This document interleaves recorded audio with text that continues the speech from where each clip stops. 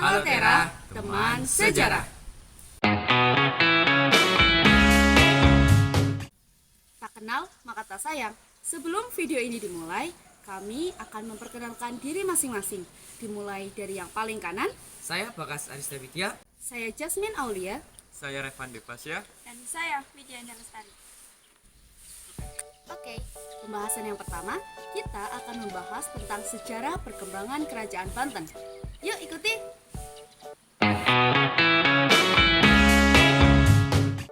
Kerajaan Banten atau Kesultanan Banten merupakan kerajaan Islam yang berjaya di ujung barat Pulau Jawa. Berawal dari pelabuhan kecil di bawah Kerajaan Sunda, Banten menjelma menjadi pusat perdagangan maritim terkuat di Asia Tenggara.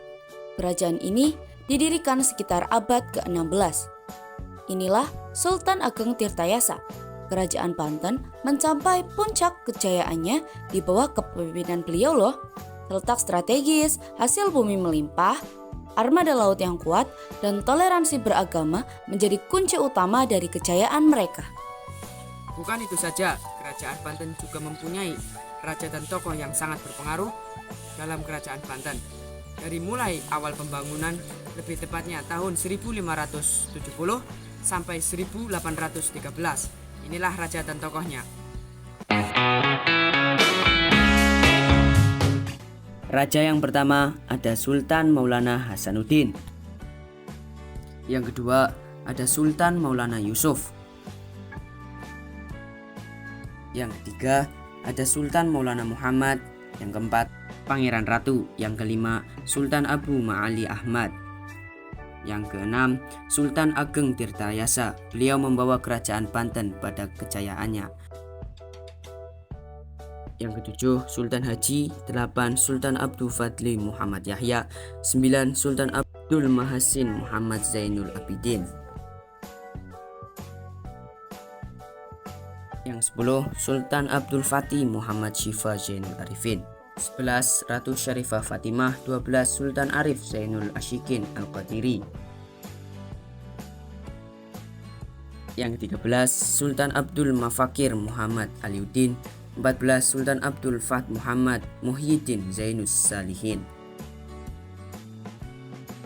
Ke-15. Sultan Abdul Nashar Muhammad Ishaq Zainul Mutaqin.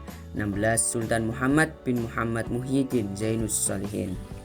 Selanjutnya ada corak kehidupan Kerajaan Banten. Dimulai dari corak sosial, mata pencarian, dan politik kerajaannya.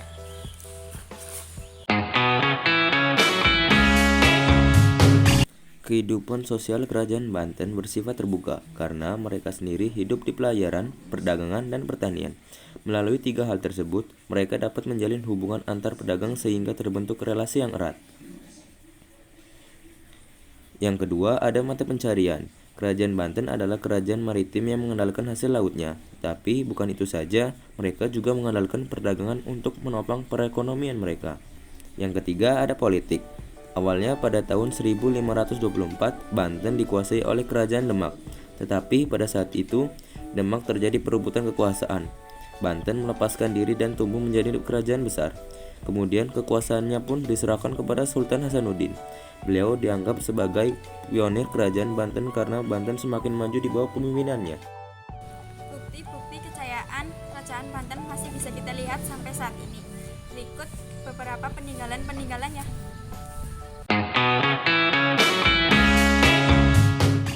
Masjid Agung Banten tentunya memiliki arsitektur yang unik. Benteng Spelwick yang dibangun pada tahun 1682 merupakan simbol kekuasaan Belanda dan diperkirakan menjadi permukiman dan pertahanan Belanda. Danau Tasikardi yang dibuat pada masa pemerintahan Sultan Maulana Yusuf. Istana Surasawan yang megah dan didirikan pada abad ke-17 dan masa banyak lagi peninggalan kebudayaan dari kerajaan ini. Sesuai dengan kalimat setiap masa ada orangnya, maka dari itu Kerajaan Banten tidak berlangsung selamanya. Perebutan tahta antar pangeran, intervensi Belanda, dan perang saudara yang berkepanjangan menjadi faktor utama kemunduran dari kerajaan ini. Hingga pada akhirnya, pada tahun 1813, Banten ditaklukkan Belanda dan menjadi bagian Hindia Belanda. Jadi begitulah cerita dari Kerajaan Banten. Terima kasih telah menonton video kami. Semoga kisah Kerajaan Banten ini dapat menginspirasi teman-teman untuk terus belajar dan menggali kekayaan bangsa Indonesia. Jangan lupa like, komen, dan subscribe. Dadah.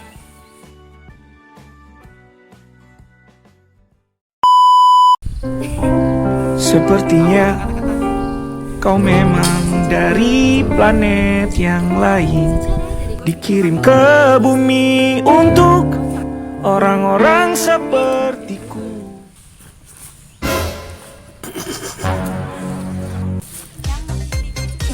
Kucing. Apa sih? Berikut beberapa peninggalan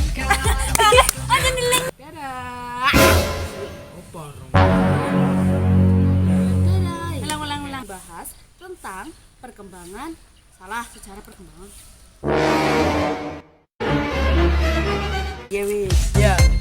Kok gue paling dhuwur? Kok video paling iso?